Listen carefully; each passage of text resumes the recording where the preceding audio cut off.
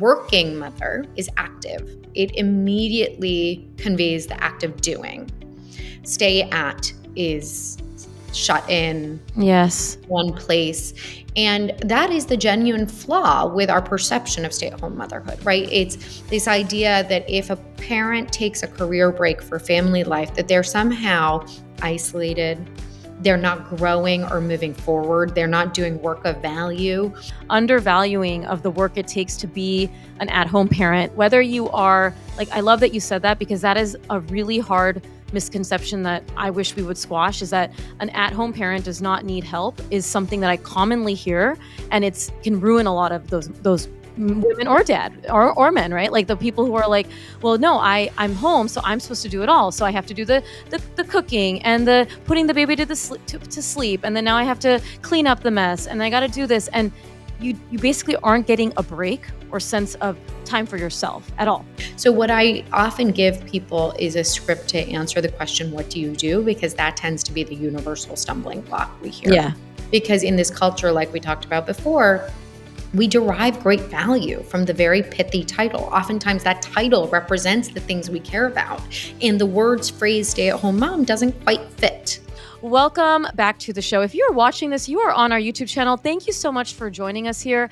As a reminder, please make sure to subscribe and comment on the videos that you like so that we can continue to grow this channel, because I want to bring you amazing guests on the podcast and also more episodes solo.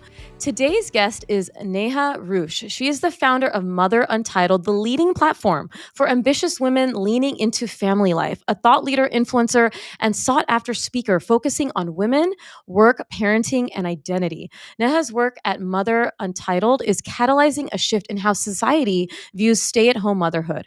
Her book, which is out, The Power Pause, How to Plan a Career Break After Kids and Come Back Stronger Than Ever, is published by Putnam in January 2025.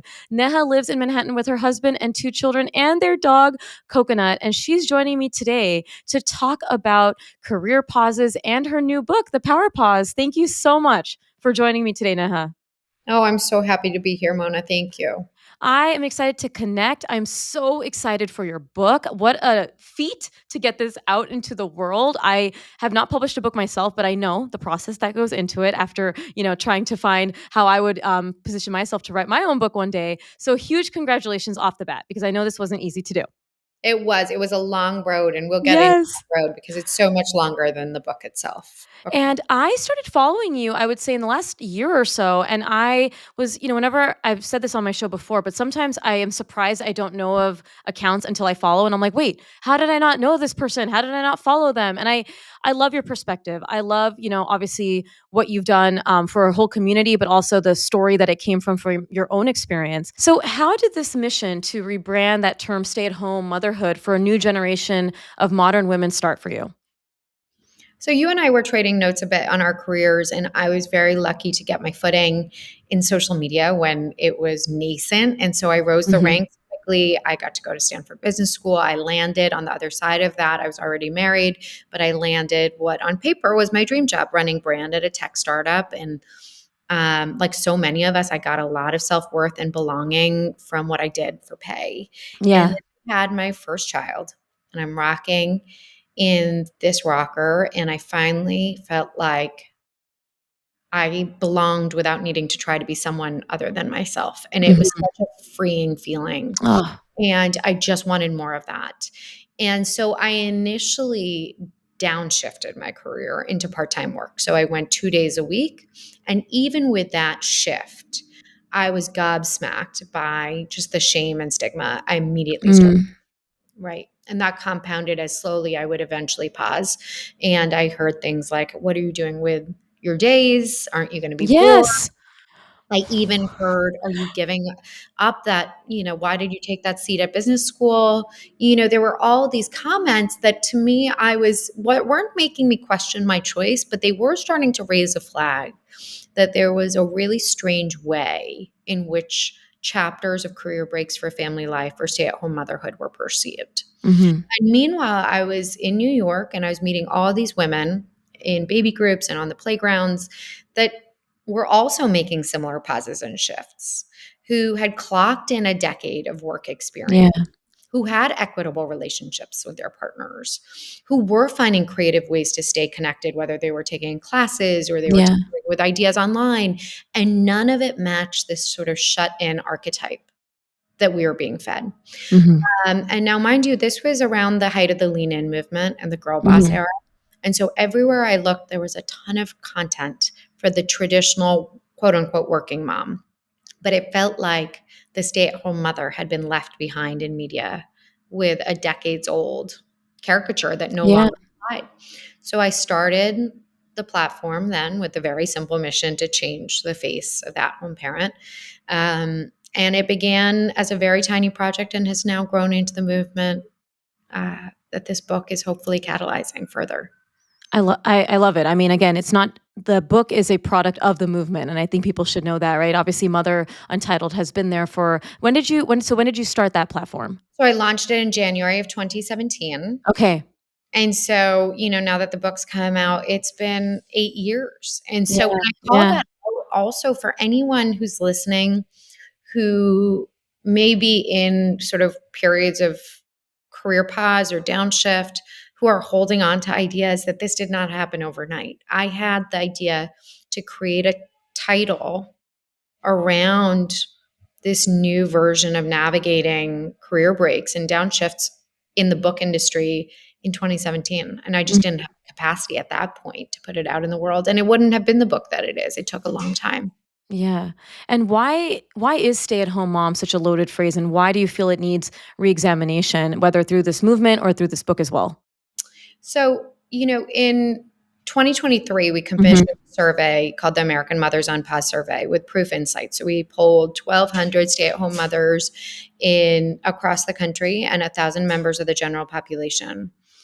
And when asked, what do you think of when you think of a stay-at-home mother? To this day, the most common response is June Cleaver. Mm. The most common response, if asked, what do you think of as a working mother, is Michelle Obama. Mm. One of those is fiction. Yeah. One of those is an incredibly progressive, empowered woman. And, Yeah. what we're looking at, if you deep back in history, is that, when the feminist movement really took hold in the sort of second wave around the Mhm. 70s, we really needed to do a lot of work to prove our capacity in the workforce. Yeah. Except anyone who was at home was sort of riddled with this idea and this trope of around defending tradition. And that was at this opportune moment where TV was starting to pick up and print advertising was starting to pick Mhm. up.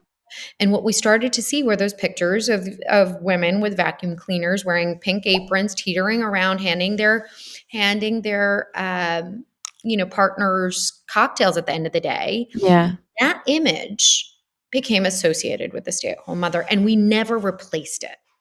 And yet, as our culture has progressed and technology has advanced, and the average age of having children has gone up, Yeah. what we're seeing is women who have actually clocked in a lot more work experience.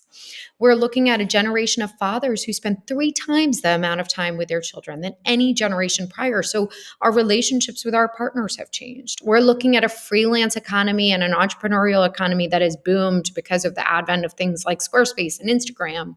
And so, we were due for an update on that narrative. And I would argue that that sort of shut in archetype, really, that idyllic portrait never really existed. It just happened to be Mhm. glorified in media for, a very specific moment in time.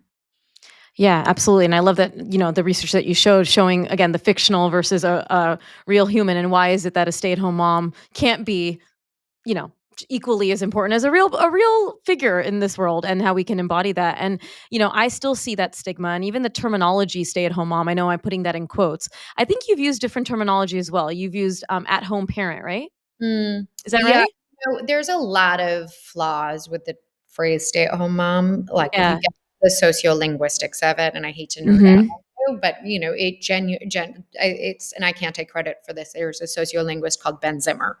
Mhm. He basically said you're looking at a word that implies stagnancy, and it's not Yeah. Yeah. verb, right? Working mother is active. It immediately conveys the act of doing. Stay at is shut in Yes. one place. And that is the genuine flaw with our perception of stay at home motherhood, right? It's this idea that if a parent takes a career break for family life, that they're somehow isolated. They're not growing or moving forward. They're not doing work of value. And those are the tropes that we need to be able to upend, because Yeah. more and more parents do need or want to take a career break, whether it's for the very valid want of spending time with their children. We see 87% cite that as the reason to pause or downshift their career. And then 60% say it's a financial consideration because of the cost of childcare. And so as we see more parents step into it, this chapter, we need to be able to dignify it with more possibility, with more potential. And we need to make sure that they understand they are doing work of value so they can get the support and respect that they deserve. Yeah, and I think again, even at the time of this recording, the debut of your book, many view career pauses or, obviously even just cutting back hours, in my experience, I'll share that, as a step back rather than a definition or redefinition of success. So how do you suggest women and even society combat that narrative both internally and externally? We're sitting at an incredible moment of reexamination post 2020, right? I think the Mhm. world sort of collided with home, and work Yes. and layoffs started happening at a more frequent pace. And so we were all forced to reconcile, okay, what is work and how does it work for our family and our lives that we want to live that are healthy and whole? And so we're sitting at an interesting moment, and yet still we face a decades long cultural association of what do you do with who are you, Mhm. right? And worth as being what we do for a living. And that's going to take a long time to rewire. And I think ambition has been associated with salary and title for so long that to be able Yeah. to say, actually, ambition, if defined by Merriam Webster, is the act and determination of doing something with great care. That can be a myriad of different things. And I would Right. argue to live whole lives, we have to do many different things. So if we sort of step back from the singular version and definition of ambition, it's really we're looking at a platter of priorities that we're doing and moving forward on, and we're shifting the time we're spending on those priorities over the long game of life. But that takes sort of active redefinition. And I would say similarly, success, and I talk about this in the book because I think so often when a parent does downshift their work Mhm. or does pause their paid work. Very quickly, when previously our success metrics were handed to us in the form of a pay raise or a promotion, then suddenly what happens is we're like, oh, well, I guess our definition of success is a spotless home or well behaved children. And what we know is that's a recipe for disaster. You're going to very quickly feel like a failure the first time your 4-year old has a tantrum. And then it's not healthy for yourself to feel like you are still a forward moving, growing individual. And what my hope is with this book is that we can not only change the cultural perception of time away from the workforce, but that we give parents permission to actually create their own goals and metrics of success for this chapter away from the workforce. And so, that could be personal, professional, family goals. But by giving ourselves goals, what we're doing is we're dignifying this time of life. We're saying we are going to use our time towards things that matter to us, whether that's having a silly household, Yeah. whether getting stronger in our body, whether that's trying our hand at writing. What we're doing is we're recognizing that we are still growing in this stage of life and that our time is not evaporating in front of us.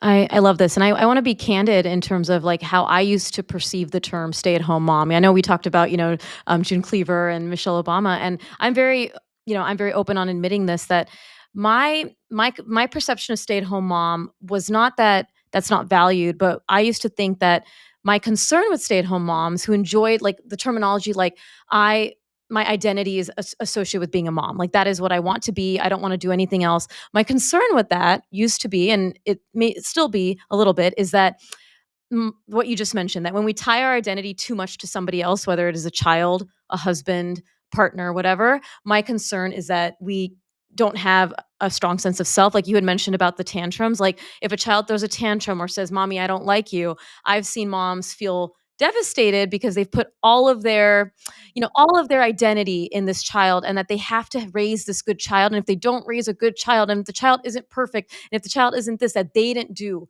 enough. And so I am wary about the terminology, not because I think that my misconception for a long time was that all stay-at-home moms were like that, right? Mm, That all stay-at-home moms, they don't want anything else. They just want to be a mom. And I've been completely mistaken by that, not only from your platform, but from my own community, understanding that there's so many reasons that people may become that stay-at-home mom, putting that in a quote, right? Whether it's choice, whether it's out of their control because of, like you said, finances, who's going to watch the kids. And I saw that happen in the pandemic, right? In the pandemic, I saw so many mothers be either forced to leave because they couldn't figure out childcare. And between the heterosexual couple, the woman was the one who decided that she was going to leave her job. Or, like you said, the choice of, like, I want to I want to downshift, or I want to leave. And that happened for me because I had gone into medicine thinking I'm going to work for until I retire. I would never downshift. I would never,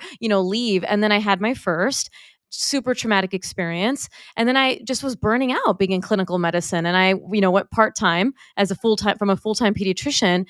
And I had so many of those difficult feelings. I felt excited but also nervous because I had been fed this narrative as a child of immigrants, for me, to go to school, work. You went to medical school. How would you cut back? Like you were saying, like someone could have had that seat in business school. Why would you go all this way? You have so many loans to pay off. How could you even consider leaving the field? And what are you going to do with your time? And the mm. things I heard, and especially sadly from even patients' parents, would ask me, like, why are you not here every day? And I'd be like, well, and I didn't want to tell them what I was up to, right? I'm like, oh, I just don't work every day. They're like, but where are you? Where, like, why aren't you here? I got that question so many times. And when you're already struggling with having to downshift your identity of being this pediatrician or whatever career, and then people are feeling like you're not good enough, I went into a major crisis of, like, I feel half there, half here, right? I'm not good enough at my job because I can't be there all the time. I'm not fully home with my kid. So where am I? Where is this identity now of, like, being a pediatrician mom and all of this stuff? And it can be really hard. And how can I do both? And then for people who are listening, when they take a pause, it's that identity shift that can happen. So how can women prepare for that potential loss of identity that they may feel? And maybe some people won't feel it, but if they do, how can they prepare for that? Well, I think what you're speaking to, I actually want to double click on. It's this idea that there is such a vast spectrum of making room for family life right now, Mhm. right? What you describe is downshifting your hours to make room for motherhood, for chapter. And I Yeah. think a big reason, we're talking about the linguistics of stay-at-home mom, but my big issue with it is that it's yet another box that shuts Yeah. us. Because even when we say the phrase stay-at-home mom, and you talked about the inferences of giving up a sense of self, it sounds finite. Yeah. It sounds permanent.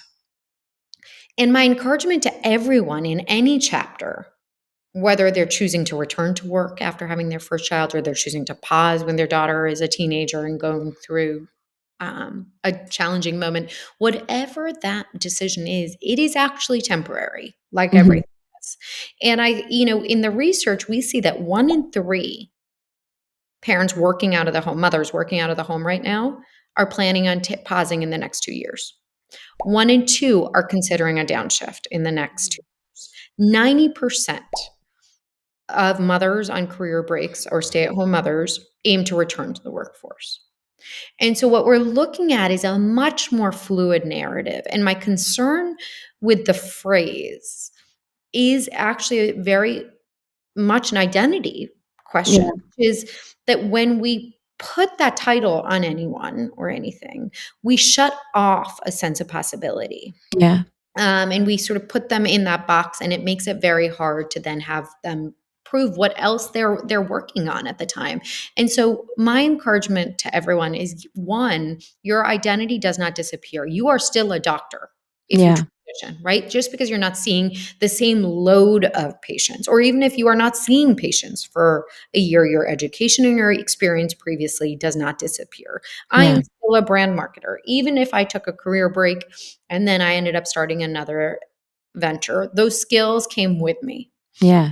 Take stock of all of the skills and experiences that you do take pride in, because they are still part of your headline on LinkedIn. You are still a 10-year seasoned marketer, you're still a 10-year pediatrician, whatever that is. You just happen to be open to new opportunities right now, or focused on family right life right now. So what I often give people is a script to answer the question, what do you do? Because that tends to be the universal stumbling block we hear. Yeah. Because in this culture, like we talked about before, we derive great value from the very pithy title. Oftentimes, that title represents the things we care about. And the words phrase stay at home mom doesn't quite fit. And so, being able to reclaim that narrative for yourself, and the script is right now, because it anchors you immediately. And this is for a chapter. I get to where I am, Yes.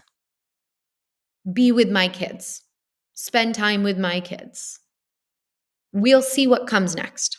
Yeah. If you don't yet know, or I'm working on a project alongside, right? Like, leave room for a more expansive identity.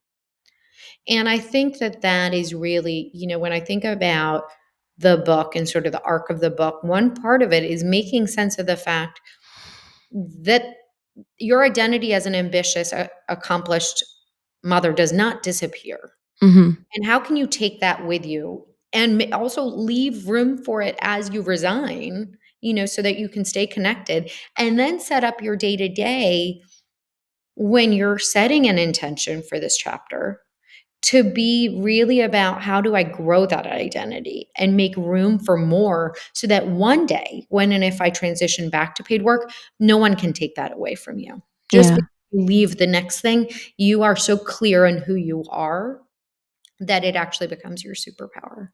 I love the way you phrase that. It is a superpower, and I wish so much more of society would understand that. It is very hard, and I love what you mentioned about that question about what is it that you do for work, or what do you do, right? I mean, that is one of the common icebreaker go to a party question that people ask, and I can imagine how uncomfortable that might feel if you're like, well, my sister took a career pause, and she went through a really hard time with that loss of identity, like you said, and feeling like, well, now what am I doing with my life? And my husband even wants to quit his job as a physician, and he's like, well, what am I going to do? And I'm like, but do you need to do, like, you want to be home with the children? I mean, that's amazing. And he's like, for him as a male, I mean, we're not even talking about stay-at-home dad, which isn't even a term, as much as stay-at-home mom, but like he's even like struggling with that identity of like, but what will people say? Especially in our culture of like, well, I went through all of this, and I'm like, what do you say?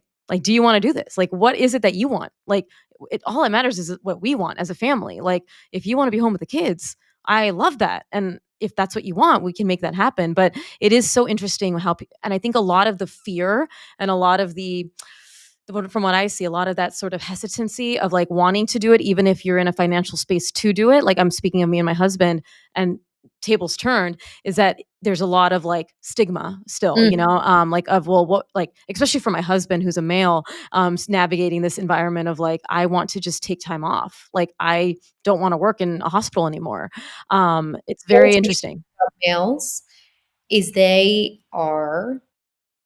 I had a wonderful writer who did a piece for us for Mother Untitled, where she compared, and her husband was actually also a physician. Yeah. Uh, Her husband took 2 years to be at home with their children, Oh, and she amazing. Wow. Yeah. 2 years to be at home with her child. They flip flopped. And the biggest thing she noticed was how much more he enjoyed it, Mm, because he, by just the bare act of showing up and being present, he was enough. Like, yeah. such an impressive, bold quality to make room.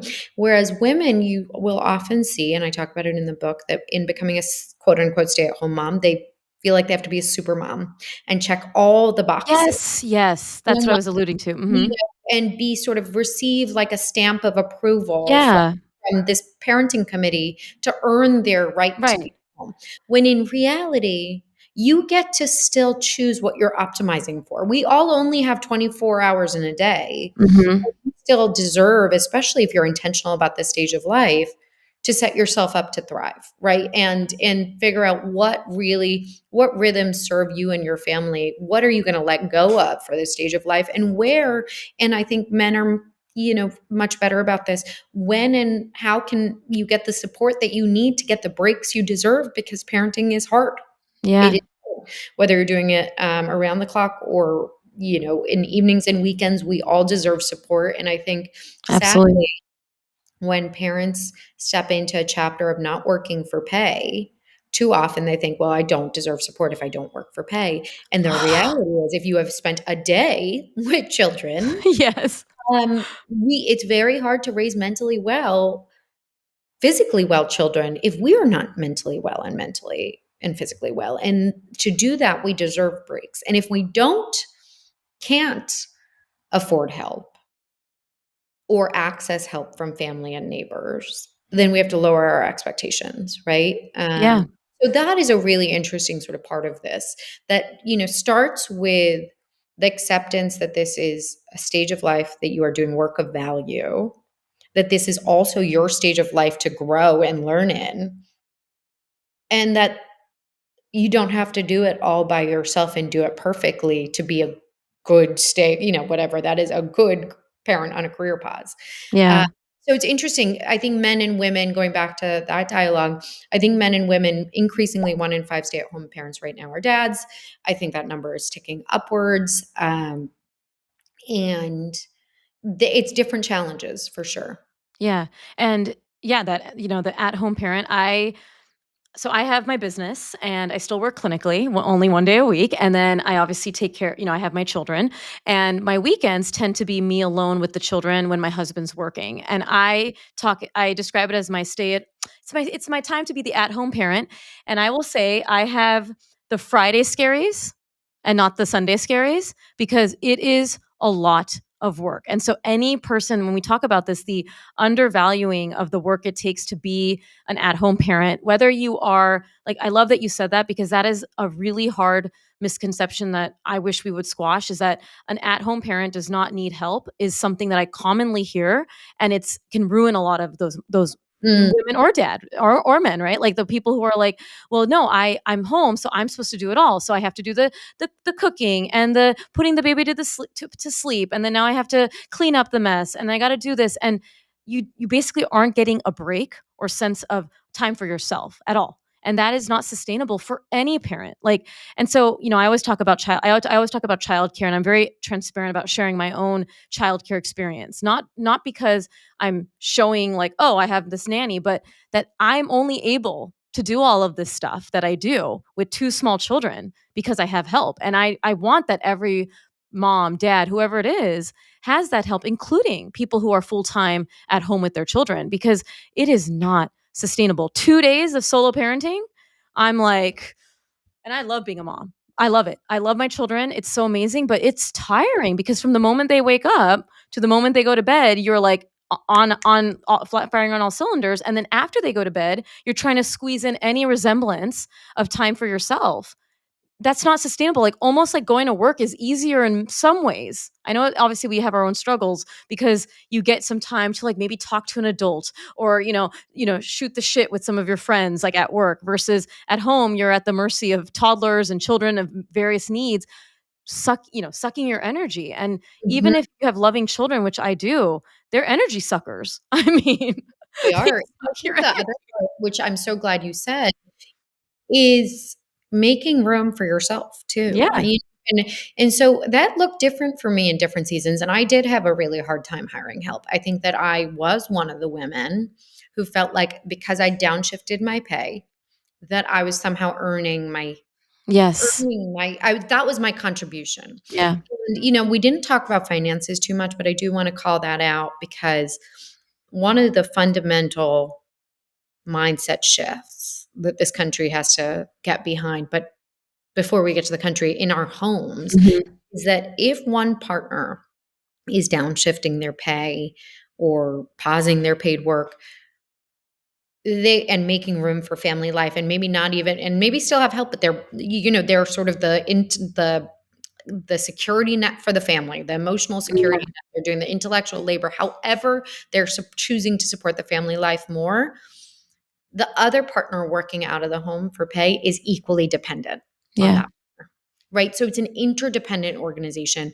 And the reason that I lead the book with that right after identity is because I think it's the biggest unlock Yeah. in being able to invest in a caregiver, right? Because if you, as a um, as a two-parent household, decide we are going to together decide that this one partner being at home really helps and serves our family right now, we are deciding together that we're going to budget for that. We're both making budgeting decisions. It's not one mom starting to be like, I'm not going to go for a manicure. I'm not going to go out for dinner with friends. I'm not making Yeah. the concessions. We are together making the adjustment. And then at the beginning of each year, we're figuring out, well, how can we still budget together for what we both need to run a healthy and happy household? And that has to include caregiving out of the joint household Yeah.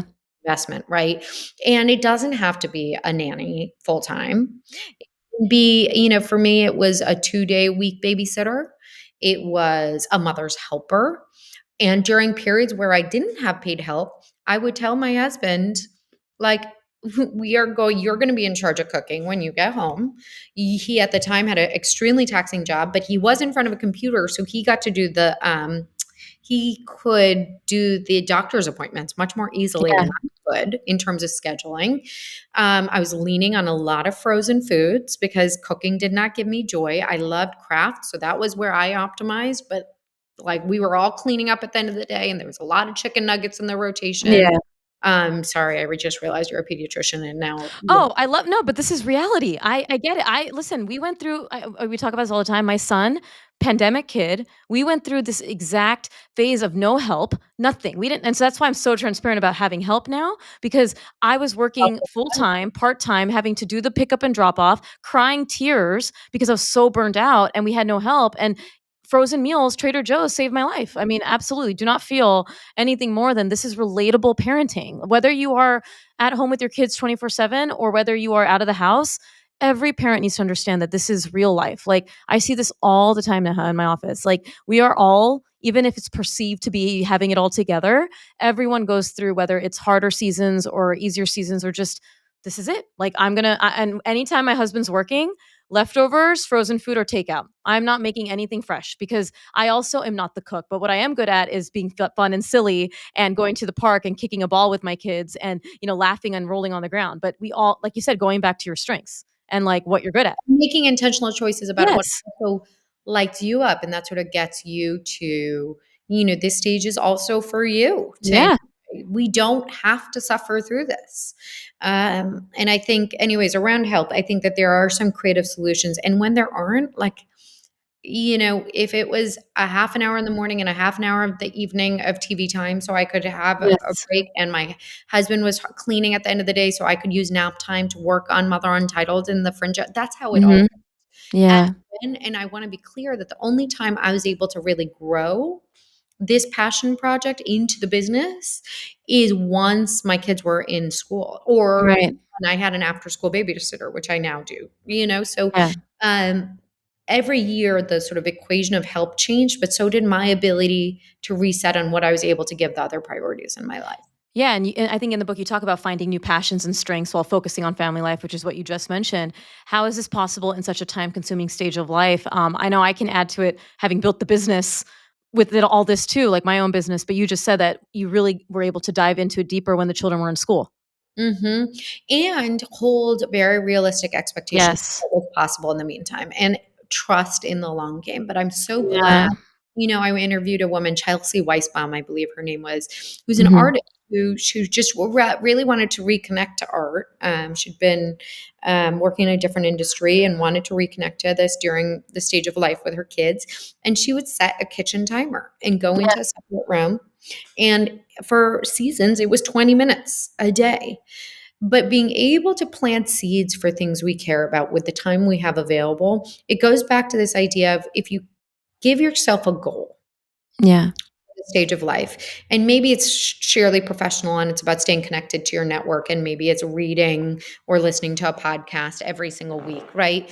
In the industry. Or maybe it's exploring a new interest and it's tinkering with that idea on Squarespace, right? Like, and it's going to be, Yeah. you're going to blog, you're going to write about it, or you're going to research it, or you're going to put pen to paper on it 3 times a week. That was how it worked for me. I was very clear about what was possible. And then, every year your kids do get older. Yes. And my relationship to help changed, right? Like I was able to find more help and invest in more help at different times.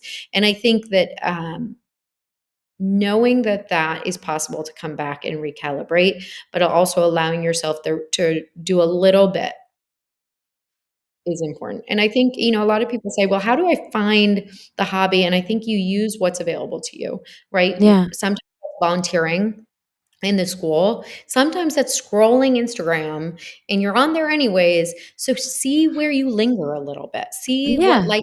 like maybe it's interior design, maybe it's family policy, maybe it's health and nutrition. The content you consume leaves clues. And I think being able to use this time to study yourself, you don't have to jump right into that hobby. But before you jump into that hobby or before you jump into that passion project, there can be little steps in between to do a bit of self discovery. And I think there's a lot of power in that too. Well, thank you for talking about expectation because I think that's what helped a lot, right? Because I think sometimes, especially if you're transitioning from what you were doing or what you were not and all that, expectation is the key of everything. I read this amazing book called Solve for Happy, which talks about how the reason why so many of us are unhappy is when there's a disconnect between expectation and reality, which I think we all know, but there's an equation for happiness here. And, for me also, it was the expectation and, obviously managing that and also just understanding that that is going to ebb and flow, like you said. And also realizing that what is my time commitment and avoiding the comparison, right? So when I dropped hours and was trying to build Peds Doc Talk, one of the biggest things is I would see fellow health communicators on multiple platforms, right? Instagram, TikTok, YouTube, podcasts. And I had to really step back and say, I can't do all of that right now. Like, I cannot, even if I like to educate online, I got to look at what time I have with the fact that I have no childcare. What can I be sustainable in? So I stayed on one platform, ventured out into podcasting, and when I started getting more consistent help, like we were talking about, is when I said, now I want to build a YouTube channel, or now I feel like this is something I really want to do for myself. And it that expectation and the comparison game, all of that can really rob us of ourselves, right? Like, what is it that you want when you're looking at, well, so and so does it, but so and so may have help. So and so may be working one day a week. So I say this truly because I think me and you, we're online and I don't talk about this stuff every day, but people probably look and are like, how that comment of how does she do it all? And I'm like, everybody does have 24 hours a day, but some people have help. And that's why I also talk about my help is that I need you to understand that I have a toddler. Like, this is the only reason I'm able to keep this sustainability is I have employees and I have help. Like, otherwise I wasn't able to do this 4 years ago. And it was after bedtime, doing notes after after Ryan went to bed, and it was having to say no to opportunities. And I was consistent, like you said. I was hopeful that my worth, like the things that I know how to do will show, and it did. But it's all about managing expectations and not comparing yourself with some person on social media or someone who's even in your same field that may have more followers or doing great opportunities, and they're been doing this for 8 years, and you just started out. Yeah. Yeah. And one mindset equation that I often will do is right now I'm focusing on, Hmm. I choose to let go of, and I embrace it's a long game, right? Hmm. Because I think in those years that Mother Untitled was sort of, it really was. I remember looking around being like, this is a big movement. I know Yeah. it. But there were so many platforms that were thriving around me, many of them led by friends around the tradition, supporting the traditional working parent. And I remember being like, well, if I could just give this more time. But then when Yes. I really thought about it, I thought like, but I don't want to miss this time with my children. Like Yeah. I'm actively choosing this. And I think, I remember going on LinkedIn and seeing that the assistant I had hired was now in the C suite of an agency, right? Mm. And I was like, "Oh my god, I've been out of the workforce a long." You're like, "What has happened?" I blinked, and, and then I realized, "Wait a second, but it wouldn't I don't know what choices she's made or not made in Right. her family life. I only know my own choices, and I only know my particular version of blending all of this together, and I think as much as we can really do the exercises to feel clear on what's right for right now for our families, the more we're able to step out of the comparison construct. Sorry. I love what you're doing. I think it's so important, and I'm so happy you stuck with it. Obviously, I can see this making all the sense in the world to me, and I know it does to you now. If you could fast forward 10 years, how do you hope the narrative around that, terminology, stay-at-home parent, stay-at-home mother, and career pauses has evolved?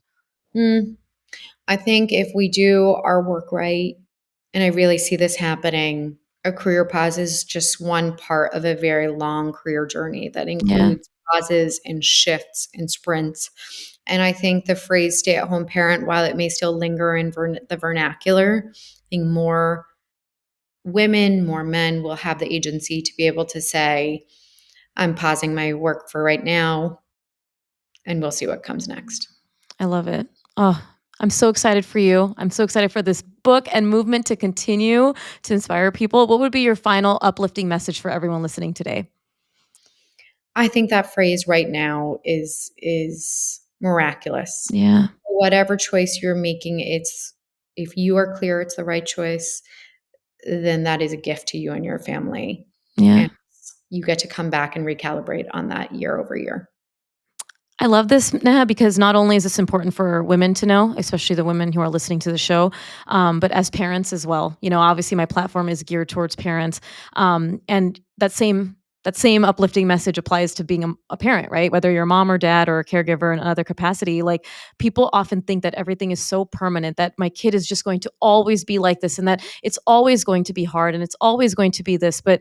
I've seen it. I've seen it from my own experience. I've seen it from the families in my office. The perspective change, understanding that nothing is permanent. And I say this with, it's going to sound very morbid, but nothing is permanent until we die. So there's so much opportunity to change, and how beautiful it is to have that perspective. And I hope that we can continue to help each other, create that movement. And obviously, I'm going to be supporting Mother Untitled and this book to continue changing that narrative so that we can see change in the next 5, 10 years and beyond. I see it happening. Thank you, Mona. It means the world. Yes. Yes, and where can everyone go to stay connected and get the book and, get part of this movement as well? You can subscribe on Mhm. motheruntitled.com, follow at Mother Untitled on Instagram, and you can certainly invest in the Power Pause as a guide for you to navigate any career pauses or downshifts at any of your preferred I booksellers. love that you talk about your book as an investment, and it is one of amazing investment. I am so excited to get deeper into the book as well. I love it. I know you're going to teach me so much about not only the terminology, but the background of all of this and how to redefine ourselves. And I love it, Neha. Thank you so much for joining us today. Thank you for having me. For everyone tuning in, I will be adding all of those links to the show notes and including her Instagram handle and the Mother Untitled as well. I cannot wait for you guys to dive into this book wherever you can access books. That's great. And obviously, if you love this episode, give that thumbs up sign, subscribe, and share this video with whoever wants to watch it so that we can continue to grow this channel. And I cannot wait to have another guest next time.